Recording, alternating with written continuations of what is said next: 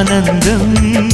நீ பேசினால் என் சோலையில் எங்கெங்கும் பூவாசம். என் காதல் நீலா என்று வாசல் வரும்.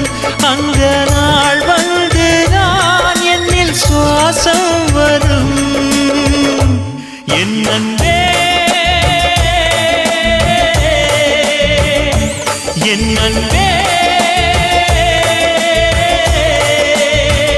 மேகமாய் வந்து போகிறேன் வெண்ணிலா உன்னை தேடினேன்.